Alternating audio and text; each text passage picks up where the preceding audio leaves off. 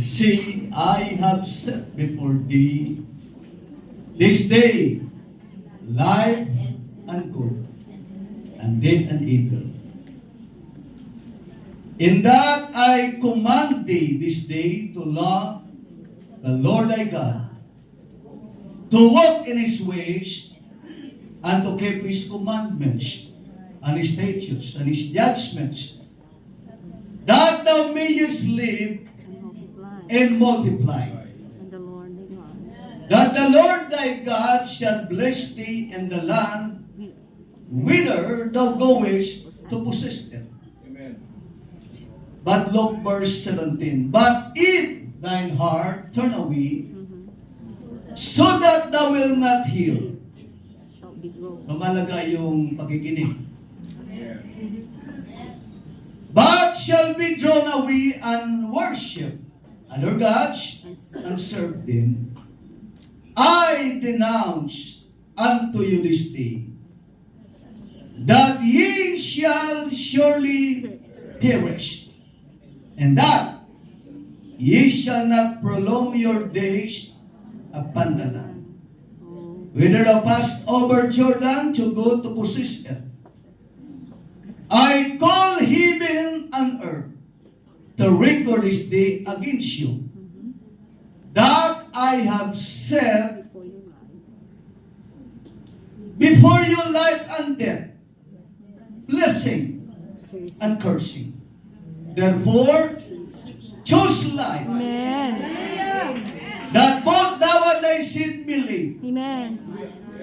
that thou mayest love the Lord thy God, and that thou mayest obey his voice, and that thou mayest cleave unto him, for he is thy life and the length of thy days, that thou mayest dwell in the land which the Lord sware unto thy fathers, to Abraham, to Isaac, and to Jacob, to give them. Open your Bible again in 1 Samuel, chapter 15, verse 22.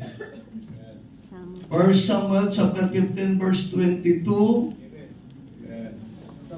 And Samuel said, hath the Lord as great delight in burnt offerings and sacrifices, as in obeying the voice of the Lord. Behold, to obey is better than sacrifice, and to hearken or listen than the fat of rams. John 14:15, if you love me, keep my commandments. And today, by the help of the Lord, I will be preaching the subject entitled, God demands our obedience. Palapakan po natin ang Panginoon as Pastor Bobby Bingham. I pray for the preaching of the word. Let's pray together. Lord, thank you so much for your powerful word that we have read a while ago. And I pray, Lord, that your divine anointing envelop Pastor Graelius to preach your word behind this pulpit with a power, with authority, and boldness, O Lord. And I pray all the congregation, Lord, open our mind, our heart to understand every line that we have heard today.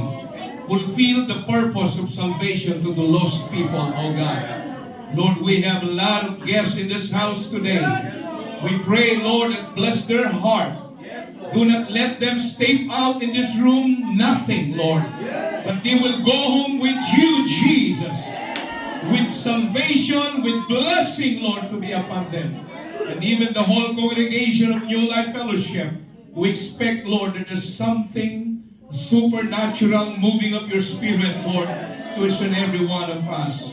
Lord, in Jesus' name, this is our prayer. Everybody say amen and amen. Amen. Hallelujah. The Lord bless you and visit them. Everybody shout amen. Amen. Masaya bang lahat mga kapatid? Praise the name of the Lord. At ilan lang ba tayong mga men dito? Konti lang, ano? More than 10. Praise the name of the Lord. At once again, it is my great honor and privilege to preach to the ladies. It seems like a ladies' conference. Hallelujah. God demands our obedience. Now, obedience is a fundamental concept in Christianity. It is one of the essential virtue of being a Christian. Serving is a cornerstone of faith and a vital aspect of a believer's relationship with God. Obedience is not merely a set of rules to follow, but rather an expression of our love and devotion to our Creator. The Bible teaches us that true obedience stems from the heart that is fully committed to God and His purpose. Right. So the concept of obedience in the Bible is intimately connected with our faith, as it requires believers to trust in God's wisdom and sovereignty. Even when these commands may seem challenging and difficult to follow. Sa military, mayroon silang kasabihan, obey first before you complain. But for us as a Christian, obey and never complain. Palapakan po natin ang Panginoon. Now, the book of Deuteronomy was written by Moses. There are 5 books of the law, and when we study the Bible, it is called a Pentateuch. The 5 books of the law. Genesis, Exodus, Leviticus, Numbers, and Deuteronomy. And it was written by Moses. And the book of Deuteronomy was orally delivered by Moses 1 month before crossing the Jordan River. Hindi na parang hindi na sinulat eh. Orally delivered eh. Because the book of Deuteronomy was a warning. It is a last message. Considered the Bible scholars considered it as the farewell message of Moses.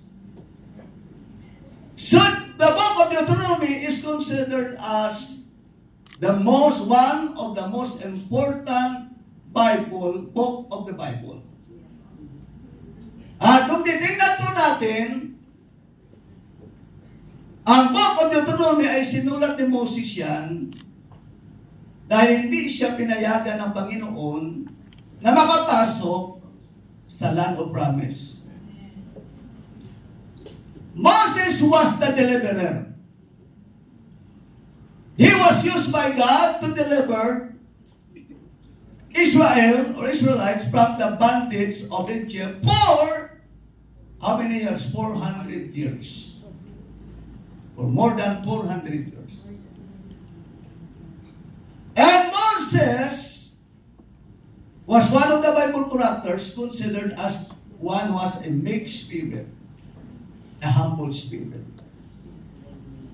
And he was not allowed to enter the promised land. Alam niyo yung kasalanan niya, di ba? Kung titingnan natin, parang maliit lang. kasalanan. Dahil instead of speaking to the rock, he smite the rock twice. And he broke the types, he broke the shadows. Yun ang kasalanan ni Moses. Dahil kung titignan po natin ang 1 Corinthians chapter 10 verse 4, yung rock na yan, na pinalo ni Moses, yung si Jesus Christ. The rock that followed him in the wilderness was no other than the Lord Jesus Christ. Yung Company of God. Manifestation of God. So makikita po natin na si Moses ay ginamit ng Panginoon. He lived until the final year.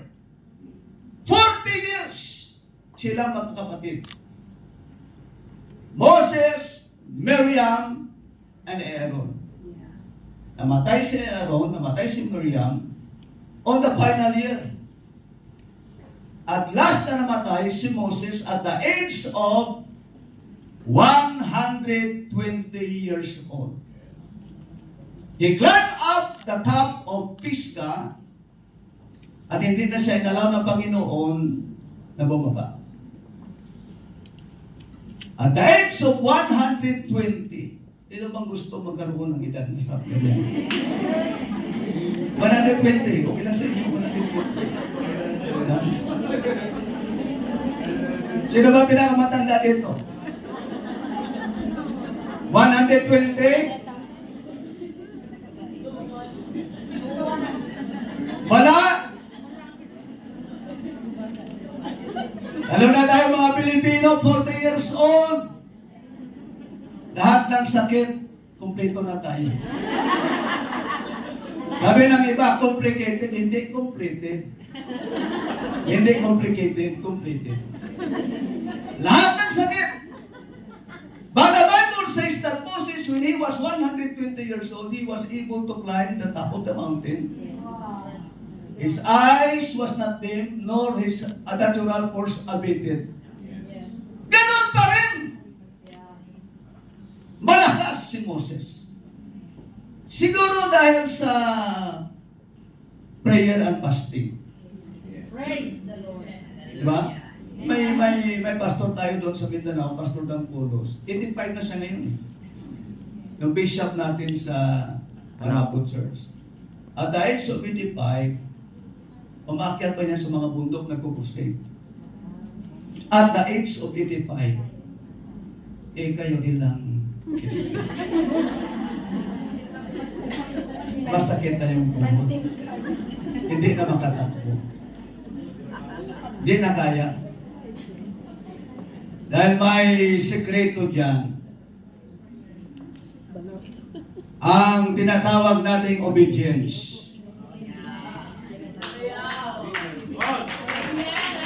Everybody shall praise the Lord. Praise the Lord. Dahil mayroong spiritual observations na makikita po natin sa Deuteronomy chapter 20, verse 1 and 2. Kahapon binasa natin yan. Deuteronomy chapter 28, verse 1 and 2, and it shall come to pass if thou shalt hearken diligently unto the voice of the Lord our God to observe, yung tingnan yun, and to do. To observe and to do. All His commandments which I command thee this day, that the Lord thy God will set thee on high above all the nations of the earth. Hindi po tayo sa buntot. We need to be a leader. High above all the nations of the earth. Verse 2. Titignan po natin yung verse 2. And all these blessings shall come on day and overtake it. Overtake thee. If thou shalt hearken unto the voice of the Lord your God. Number one observations, dapat po tayo makinig. After we listen, we need to apply it, we need to take action, we need to obey it. Everybody shall praise the Lord. Exodus chapter 15 verse 26. Exodus chapter 15 verse 26, and said, if thou wilt diligently hearken to the voice of the Lord your God, and will do. Kasama yan eh. Kasama yan. Parang spirit and truth. Hindi mo pwedeng iwala yung spirit and truth. Yes. But the Lord, sabi ng Panginoon, God is a spirit. Yes. And they that worship Him must worship Him in spirit and in truth. Mayroong mga churches that they worship God in spirit. Wala naman sa katotohanan. Yes. They worship God only in spirit but not in truth. Mayroon din naman na they worship God in truth but spirit. But we worship God in spirit and in truth. Because spirit and truth will not be separated. Everybody shall praise the Lord. Praise the Lord. Hallelujah! Sabi ng Panginoon, and said, if thou wilt diligently hearken to the voice of the Lord your God, and will do that which is right in His eyes, in His sight, and will give ear to His commandments, and keep all. Ang sunod.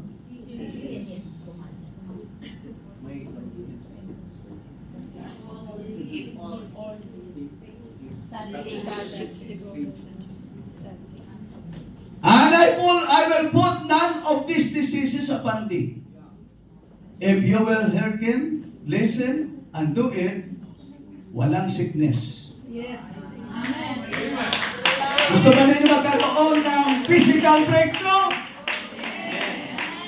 Everybody shall praise the Lord. Praise the Lord.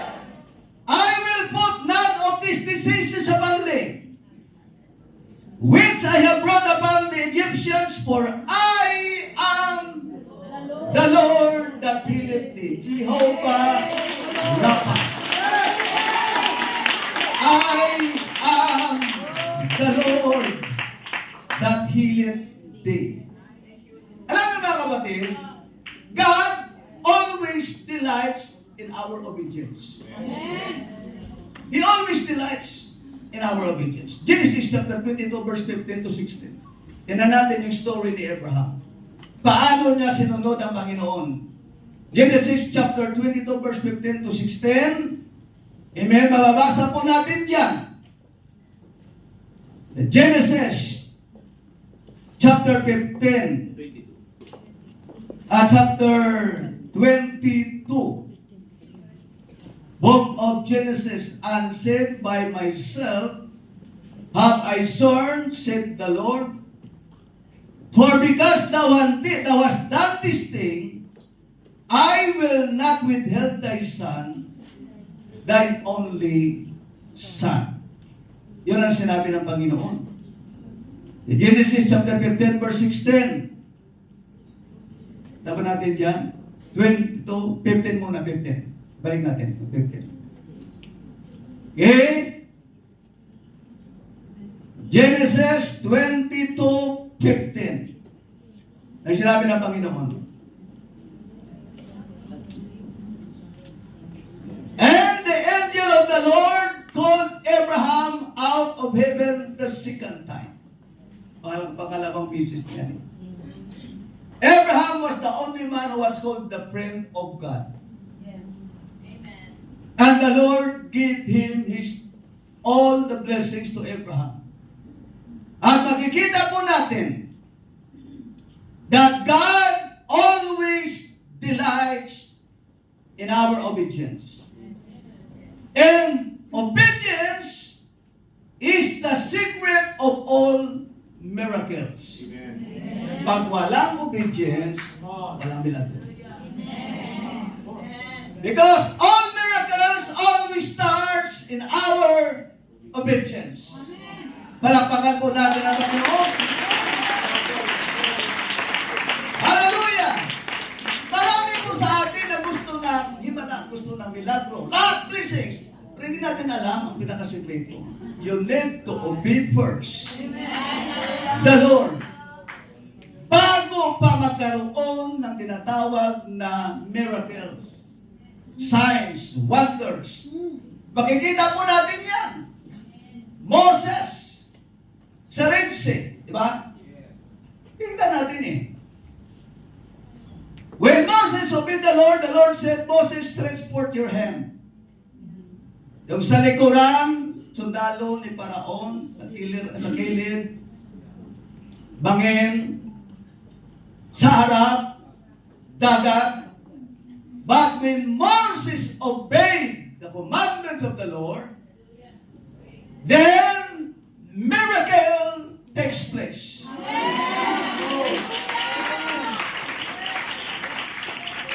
He parted the Red Sea. Makapangyarihan ba si Moses? Hindi. Moses is like us, an ordinary person, ordinary people. But we believe in extraordinary God.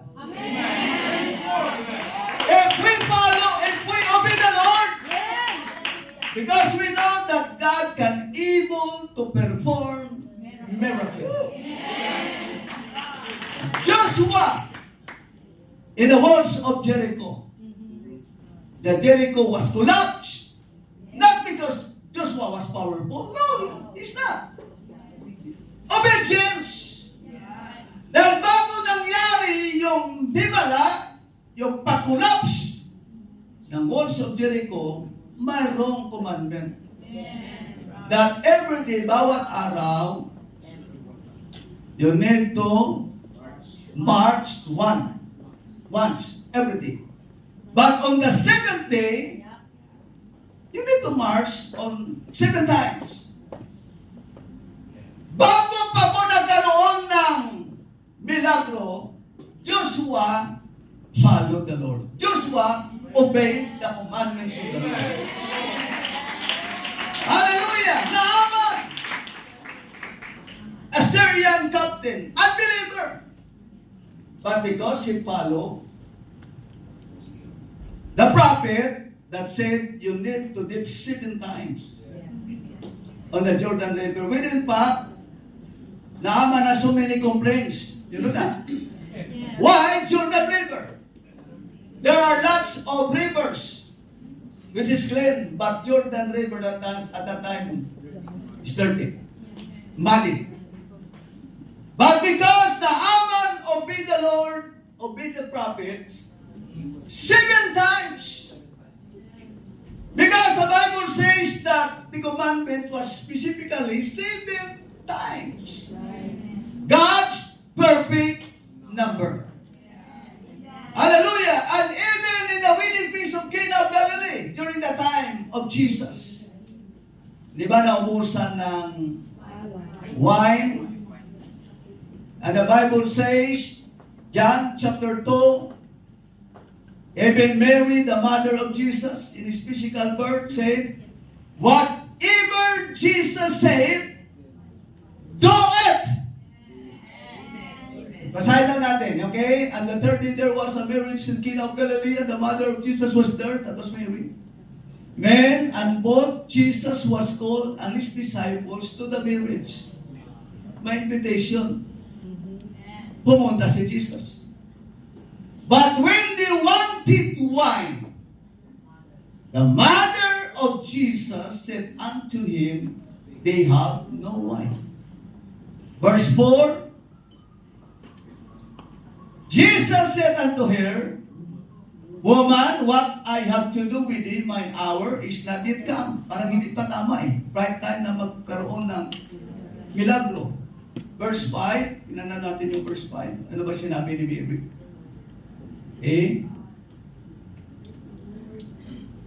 His mother, yan. His mother said unto the servants, whatsoever he saith unto you, do it. So yung pinakasikreto ng miracle na yan, yung obedience. Whatsoever Jesus said unto you, do it. Everybody shall praise the Lord. Praise the Lord. We need to listen and we need to obey. Exodus chapter 24 verse 7. Exodus chapter 24 verse 7, the Bible says, hallelujah, and he took the book of the covenant and read it in the audience of the prophet. Kinuha yung book of the covenant. And he said, all that the Lord had said will we do and be obedient. All that the Lord had said we will do and be obedient. Deuteronomy chapter 4 verse 6. Tignan po natin. Keep therefore and do them. For this is your wisdom and your understanding in the sight of the nations, which shall hear of these nations, and see surely this great nation is a wise and understanding people. You want to be wise? Full of understanding? Full of knowledge? Amen? You need to read the word of the Lord. You need to do it. You need to follow it. Everybody shout amen. Hallelujah. James 1:22 in the New Testament. It is a commandment. The Bible says, but be ye doers of the word, and not hearers only. Ang lahat ng mga doers of the word ay palakpak ang mga kamay. Doers of the word and not hearers only. Deceiving your own selves. Kailangan po natin ang obedience. Yun po ang pinakasikreto eh. Sabi ng Panginoon, I have set before thee life and death. Everybody say amen. Amen. Blessing and cursing. Alam nyo, binigyan po tayo ng Panginoon the power to choose. Everybody say amen. At kung gusto po natin na magkaroon ng blessing, ay piliin po natin. Yung blessing na yan. Alam nyo, sa tagal ko na sa ministry, I really believe that the Lord will bless the righteous. I really believe that the Bible says the faithful man shall abound with blessing. And the blessings of the Lord makes us rich. Financial blessings, material blessings, spiritual blessings, physical blessings. Lahat ng blessings, package deal yan. Pag tayo po ay naglilingkod ng matuwid sa ating Panginoon. Alam mo mga kapatid, poverty is a curse. Yung sobrang kahirapan, Christian, dapat magkaroon po tayo ng breakthrough. You want a breakthrough? Di ba kayo napapagod? Hindi ba kayo gusto mag-resign sa pagiging mahirap?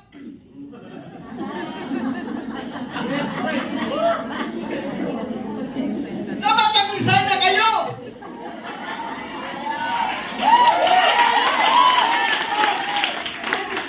Kasi sinabi ng Panginoon, Philippians 4:13, I can do all things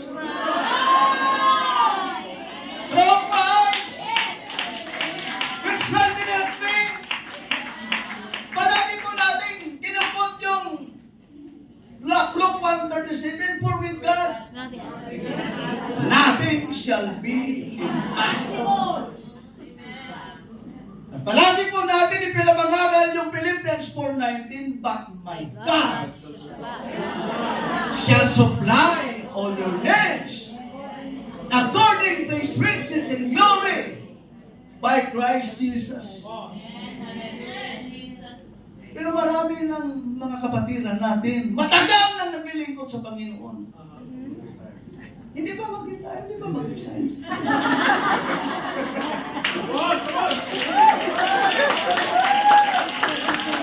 Dahil hindi nyo nakuha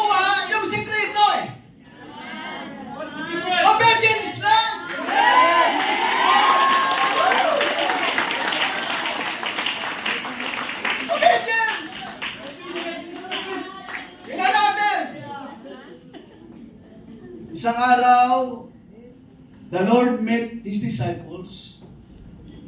John chapter 21 yata yan eh.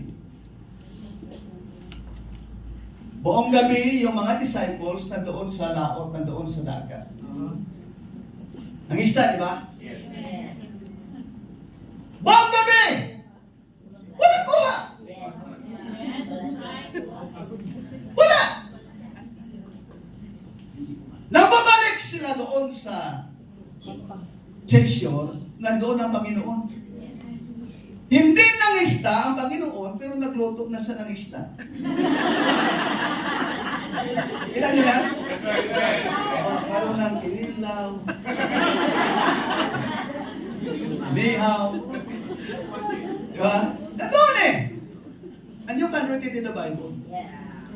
That's not fiction, that's not myth. It is in the Bible. Magkakila mo talaga dyan. Sabi ng Panginoon, mga anak, kumusta? Kumusta? Sabi ni Peter, Lord, we toiled all night and we caught nothing. Ang pinaka-point dyan, kahit saan ka pumunta, pag hindi mo kasama ang Diyos,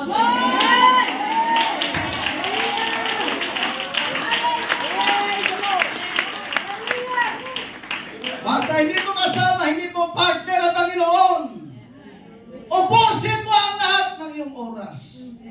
Wala kang mapapala. Buong gabi, expert na fisherman.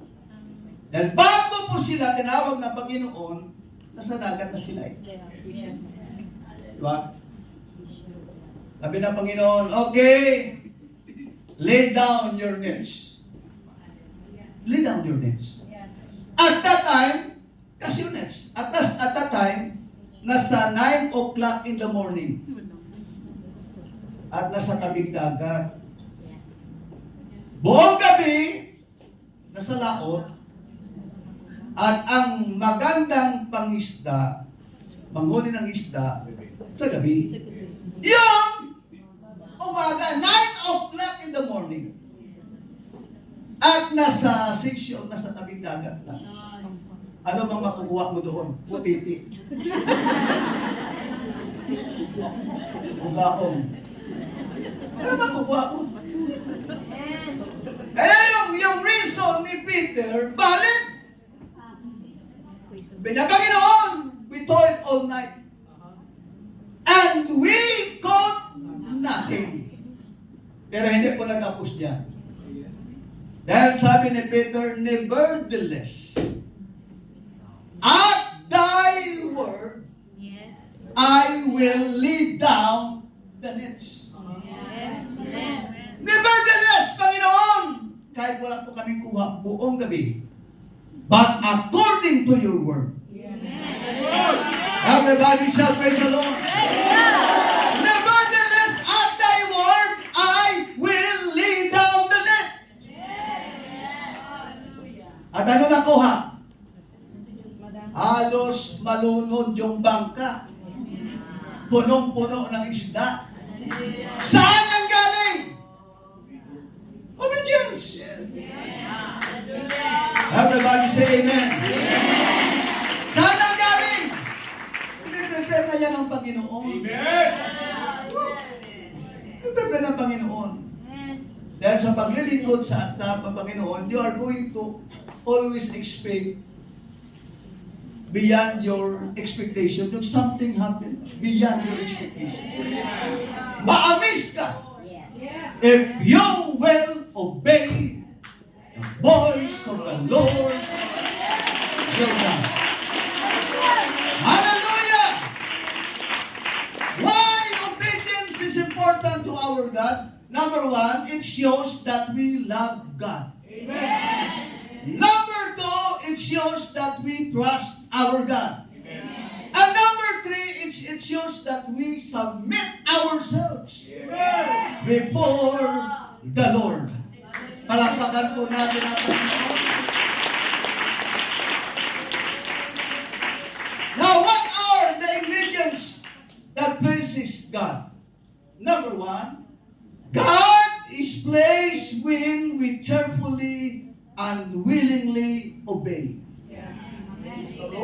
Yung hindi reklamador. Pero kahit magreklamo, basta sunod lang, okay din. Ang mahirap dyan, hindi ka nga nagreklamo, hindi ka naman sumunod. Mas okay pa kung minsan na reklamo, pero sunod pa rin ang sunod. In Jesus' name, we press on.